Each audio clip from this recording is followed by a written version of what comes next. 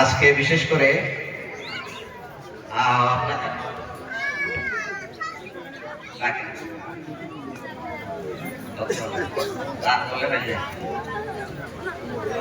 আমি বিশেষ করে যেহেতু সকালে আমি চেয়েছিলাম আমি না বললেও যেন ভিক্ষু সংঘরা বলতে পারে, যারা আসছেন অনেক দূর থেকে, সেই জন্য আমার বলার দরকার ছিল অনেক কিছু, আমি কিছু বলি নাই ভিক্ষু সংঘকে উদ্দেশ্য করে।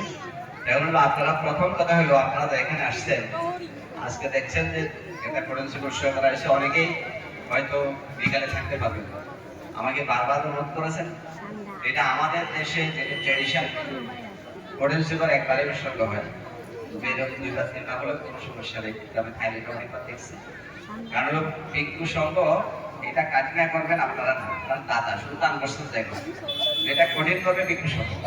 ভিক্ষু সংঘ কিন্তু দুইবার করতে পারবেন আমরা একবারে করবো, সেটা বিকালে। এই যদি এটা নিয়ে যেন কোনো কনফিউশন আপনার না থাকে। আরেকটা কথা হলো, এখানে যে আপনারা আসছেন, এখানে আমাদের অষ্টগ্রাম তো আছেই, আমাদের আরবকুণ্ড, তারপরে আমাদের সীতাকুণ্ড, পান্থশালা, দুলাবাড়িয়া, মায়ান, জোরালগঞ্জ, যশোর আছে আমাদের অষ্টগ্রাম। এছাড়াও বাংলাদেশের আপনারা যারা সামনের দিকে বসছেন, পেছনের দিকে মনে একবারও থাকেন অনেক সংবাদ কারণে থাকা নাই, পেছনে দেখলে দেখেন এই যে একটা ভিক্ষু বললো, বাংলাদেশের কোথাও বড়ুয়া, বিহারি এত সকালবেলা বিশেষ করে এত মানুষের জমায় যেটা বলে। তো এটা আমি এটা এই জন্য বলছি, এটা আমার অহংকার নয়, এটা আমার প্রতি আপনাদের হয়তো মহত্ব, হয়তো আপনাদের হয়তো আমাকে ভালো লাগে, বা যেভাবে হোক আপনারা আসেন, আমি খুশি হই আপনারা আসেন।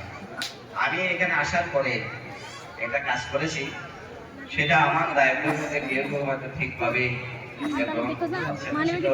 কিছু নয়, সেটা হলো আশেপাশের সব বিহারগুলাতে বিভিন্ন ধর্মীয় অনুষ্ঠানে মাংস না পারলেও মাছের ব্যবস্থা করে। কিন্তু আমি শ্রীলঙ্কা থেকে আসার পর থেকে বিশেষ করে আমার সিঙ্গাপুর এবং মালয়েশিয়ার সাথে এখানে আমার বেশ কিছু ভিক্ষু সংঘ, চাইনিজ কিছু গায়ক গায়িকা, তাদের সাথে আমার বন্ধুত্ব আছে।